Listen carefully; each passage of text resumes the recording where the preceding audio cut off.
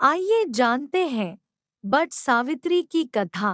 पौराणिक मान्यताओं के अनुसार राजा अश्वपति को कोई संतान नहीं थी। इसी प्रयोजन से वो संतान प्राप्ति के लिए मंत्रोच्चारण करते हुए रोज करीब 1 लाख आहुतियां देते थे। 18 वर्षों तक ऐसा करने के बाद उन्हें एक तेजस्वी कन्या प्राप्त हुई, जिसका नाम सावित्री रखा गया। राजा की बेटी सावित्री अत्यंत सुंदर थी। ऐसे में उसकी ही तरह कोई योग्य वर नहीं मिल पाने के चलते राजा दुखी थे। उन्होंने अपनी बेटी सावित्री को स्वयं वर तलाशने के लिए भेजा। पिता के कहे अनुसार सावित्री तपोवन में भटकने लगी। वहां साल्व देश के राजा द्युमत्सेन रहते थे, जिनका राज्य छीन लिया गया था। उन्हीं के पुत्र सत्यवान को सावित्री ने अपने पति के रूप में चुना। ऋषिराज नारद को जब सावित्री और सत्यवान के विवाह का पता चला तो वो सावित्री के पिता के पास पहुँचे और उनसे कहने लगे कि ये क्या कर रहे हैं आप? सत्यवान की आयु बहुत छोटी है, बल्कि 1 वर्ष बाद ही उसकी मृत्यु हो जाएगी। ये सुनकर सावित्री के पिता अश्वपति परेशान हो गए। सावित्री के पिता ने सावित्री को नारद मुनि द्वारा बताई गई बात बता दी और उनसे कहा कि तुम किसी और को अपना जीवन साथी चुन लो। सावित्री ने अपने पिता से कहा कि पिताजी, आर्य कन्याएं अपने पति का वरण केवल एक ही बात करती है। सावित्री बोली, मैं सत्यवान से ही विवाह करूंगी। पुत्री की बात मानकर राजा अश्वपति ने उनका विवाह कर दिया। सावित्री ससुराल पहुंचकर अपने पति और सास ससुर की सेवा में लग गई।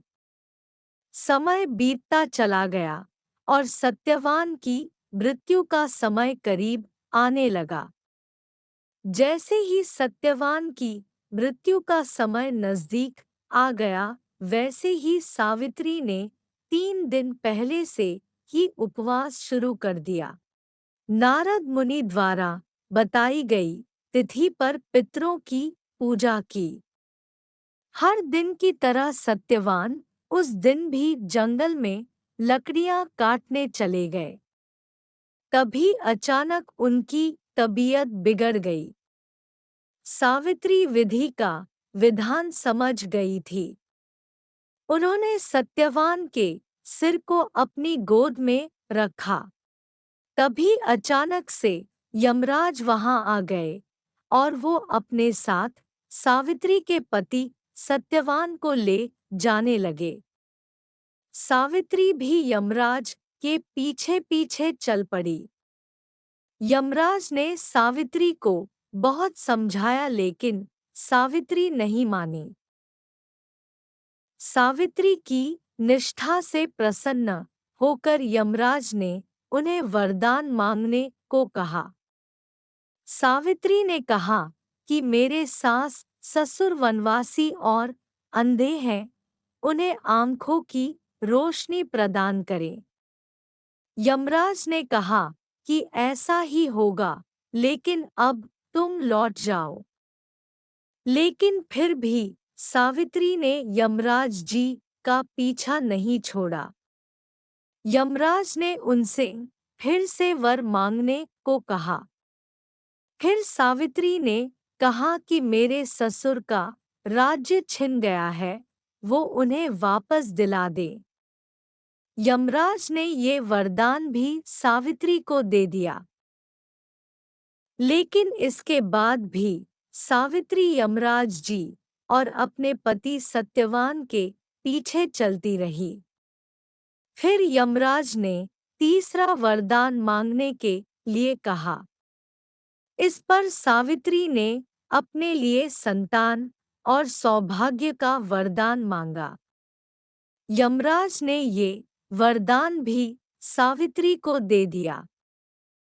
इसके बाद सावित्री ने यमराज से कहा कि हे प्रभु, मैं एक पतिव्रता पत्नी हूँ और आपने मुझे पुत्रवती होने का वरदान दिया है।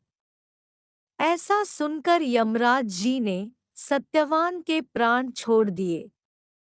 फिर सावित्री उसी वट वृक्ष के नीचे आ गई जहां उनके पति का मृत शरीर पड़ा था। यमराज द्वारा दिए गए वरदान के कारण सत्यवान जीवित हो गए और दोनों खुशी खुशी अपने राज्य की ओर चल पड़े। इस प्रकार से सावित्री सत्यवान राज्य सुख भोगते रहे।